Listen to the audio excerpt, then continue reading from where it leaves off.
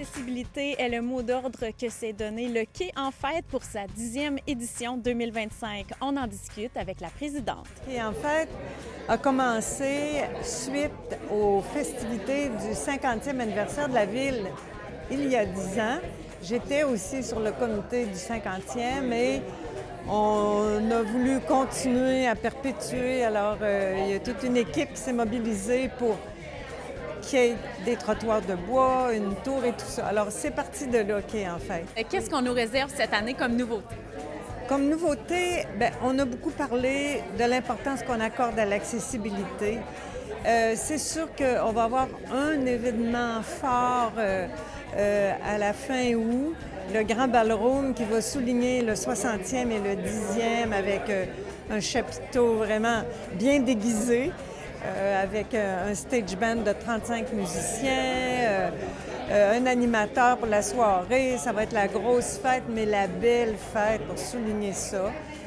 C'est sûr qu'on est fiers aussi de présenter nos vendredis gratuits grâce au soutien financier d'Hydro-Québec et qui nous permet de vraiment faire une place prépondérante à la musique francophone, avec des artistes qui sont vraiment de la région aussi, des artistes qui sont souvent professionnels et qui vont avoir la chance de venir jouer pour nous et que nous, on va avoir la chance d'entendre et de voir.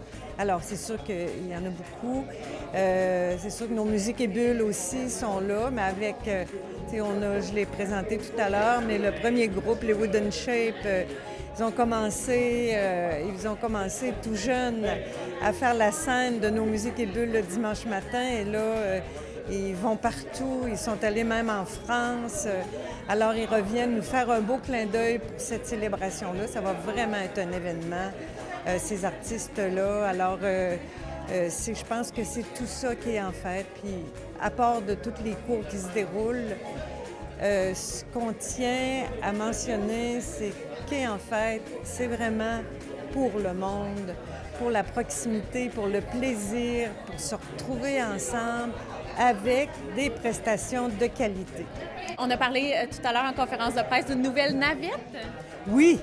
Eh boy! Ça, c'était un de vrai cadeau. Grâce à une subvention de Alcoa Valeurs Collectives, développement durable, on avait fait une demande l'année passée qui avait été acceptée et la navette était restée dans les containers suite à la grève qu'il y avait eu dans les ports. Puis on n'y avait pas accès, mais elle était déjà arrivée. Là, elle est en train de se faire peindre et maquiller. Des valeurs collectives. Alors oui, 14 places. Avec des petites fenêtres quand il va pleuvoir, des petits côtés qui se ferment. On va être vraiment bien installés. On va faire nos fiers. On va faire nos fiers et c'est génial que ça arrive lors du 10e. On peut compter environ combien d'artistes de la région? 143. On les a comptés, 143 artistes qui vont fouler la scène, professionnels, semi-professionnels. C'est vraiment génial. Ce qu'on a annoncé aujourd'hui, c'est toute la programmation gratuite.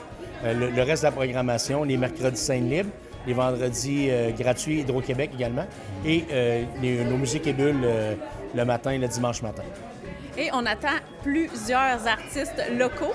Effectivement, plusieurs artistes locaux, c'est dans les valeurs du Quai là, de mettre les artistes locaux, dans le fond, en avant-plan, parce que moi-même, je fais de la musique, puis c'est le fun d'avoir des places où on peut se produire.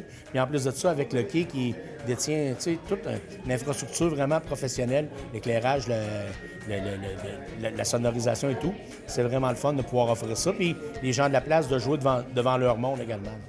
Et c'est à des prix quand même assez accessibles. Bien, c'est ça. Tous ces spectacles-là sont gratuits. On a quand même 3 spectacles sur 4 qui est gratuit dans notre été. Puis les prix, là, c'est en moyenne 20 $. Puis là, déjà, il y a déjà de la prévente également. Puis c'est une nouveauté cette année. On a tous mis les prix jeunesse en spécial également. Fait qu'on veut quand même attirer une nouvelle clientèle aussi. Alors, tous les enfants en bas de 12 ans, dans le fond, ça, c'est gratuit. De 13 à 17, c'est 5 $. Puis jusqu'à 25 ans, c'est 10 $ seulement. On se parle vraiment avec tous les autres festivals pour essayer de s'aider aussi. Ça ne veut pas dire qu'un festival en même temps, que c'est pas le même genre de musique, on peut aller chercher de la musique de tout le monde, mais c'est sûr que nous, dans le fond, c'est vraiment, c'est plus une salle de spectacle qu'un festival, ça dure tout l'été.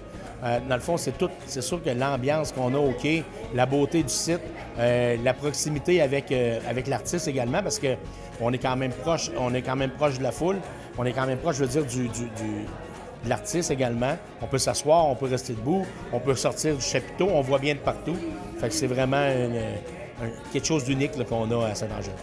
Je pose la question pour les mamans comme moi qui ont de jeunes enfants. Est-ce que ce sont des endroits adaptés où je pourrais les amener facilement? C'est très, très, très familial. Le quai, en fait, c'est très, très familial. On peut rentrer avec les poussettes, ça peut danser. On sort si la musique est trop forte un petit peu. Ça reste quand même de la musique avec un groupe, mais c'est très, très, très accessible avec les enfants.